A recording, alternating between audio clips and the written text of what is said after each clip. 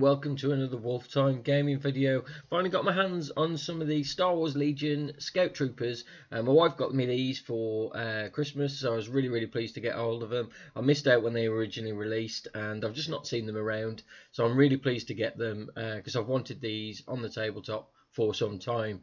We're going to paint them up today, and I'll take you through all the steps as we usually do. Before we get started though, let's get that kettle on.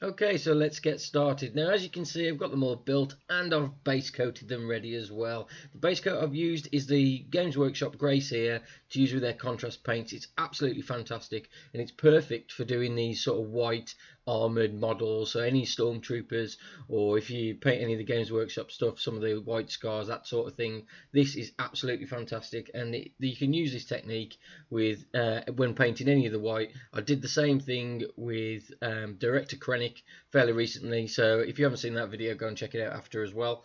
But once you've got that done, it's moving on to the next step, which is the contrast paint itself, Apothecary White. Okay, so I was really skeptical when actually using this for the first time on Director Krennic, but it worked amazingly. Now, as you put it on there, it almost gives it sort of a grey-blue tinge when you first put it on, but when you let it all dry, it looks absolutely amazing. And what it does is drop this really light grey into all the recesses, so it essentially means you don't have to shade or highlight because this does it all for you, and it's perfect for doing these models. And because I want some of the edges to shine a bright white sort of a colour, I will be highlighting a little bit. But first, obviously, is to get this actual contrast paint all on the model and let it drop into the recesses. And as you can see here, especially around the chest plate, it's really noticeable. On the legs as well, I know we're going to paint the legs a different colour to the white, but you can actually see where that sort of light grey, bluey grey sort of a colour has dropped into the recesses, which means you haven't got to do anything else. Essentially, you can leave it exactly like this. Obviously not the complete model, but you can leave the white like this and it'll look brilliant on any tabletop and take so much time out of trying to get those different shades in. What I'm actually doing now is dry brushing a Corax white over the top of all those armour pieces, basically to get the raised areas even brighter, so they really show up. Now, it's a very light dry brush, as you can see, and it really just catches the edge of the armour pieces.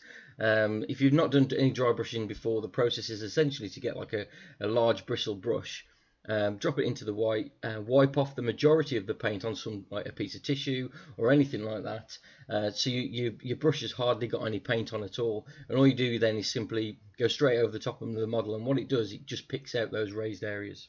Now, the next colour I'm going to be used is another contrast paint, and this is Black Templar, contrast Black Templar.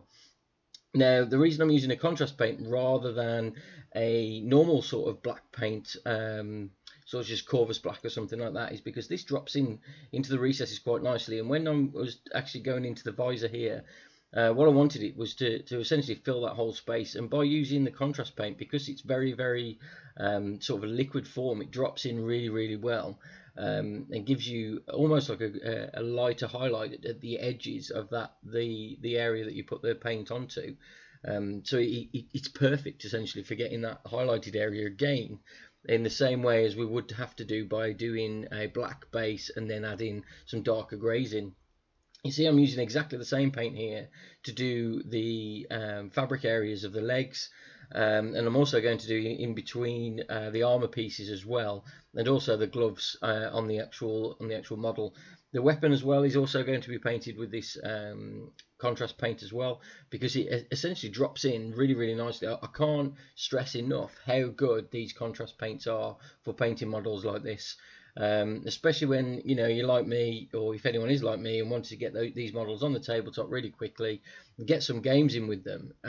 This is perfect. I mean, you're not going to go out and win any competitions. Well, you might do if you really go to the effort. But yeah, this is really, really good.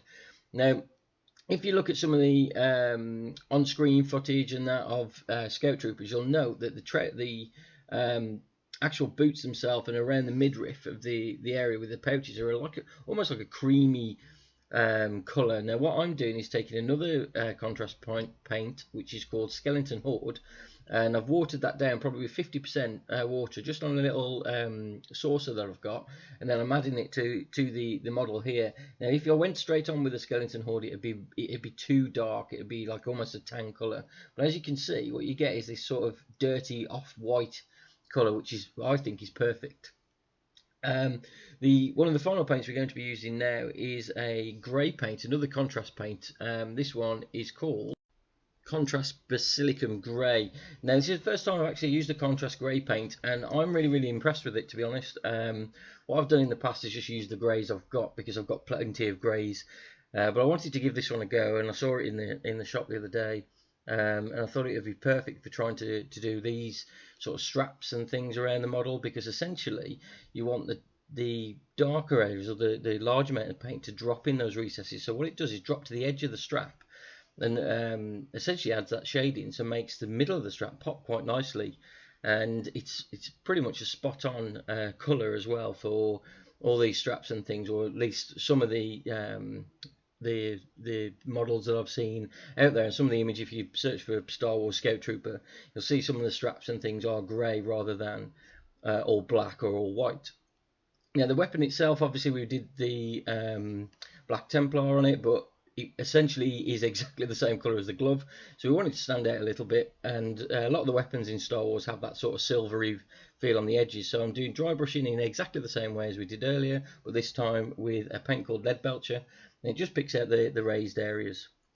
Now, basing wise, you can do however you want. This is completely up to you how you want to do your basing. But what I'm doing here is adding a little bit of PVA glue, as you can see, and I've got a pot of fine sand, and all I'm going to do is dip the model straight into that fine sand. Now, if you've been watching any of my painting videos recently, you'll note that a lot of my Empire troops are focused towards Scarif, so it's very sandy, very tropical. So essentially I don't need to do anything to the base other than dip it into this sand, and you got the sand base straight off the bat, and you don't need to actually do anything. What I'm doing on top of that though is adding a little bit more PVA glue and adding a little bit of flock, a little bit of static grass, just to add a little bit of interest, because as I say, Scarif is very sort of a tropical planet, so it's not completely desert. It's not like Jakku or or Tatooine, where we just leave it as the sand. We wanted something a little bit green on there, so I've added a little bit of static grass and just a little bit of flock, and what that does is add a little bit of interest. Now one of the things that I do with all of my models, no matter what I do with the basing, is edge it with black essentially. Now a lot of the Games Workshop bases and things already come black, so you don't need to do this. Or if you spray the whole model when it's stuck to the base like I've done, it obviously changes the colour of the base. And what we want to do is give it like a darker sort of a feel to make that model pop, and with the effort we've done. So as you can see here, they're all finished. I've just repeated that process 7 times, and I've got all my models finished, and I think they look absolutely fantastic. I am really pleased with how these models look.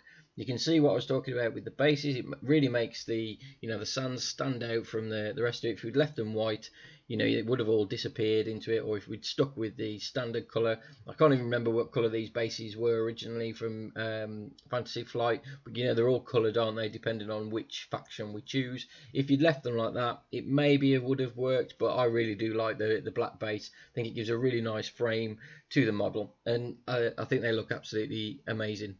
Thanks so much for watching, guys. I really do hope you enjoyed the video. Make sure you hit that subscribe button to see any future ones. I've got loads of Star Wars content coming your way over the next few weeks. And make sure you go and check out some of the other videos I've done already. Otherwise, I'll see you in the next one.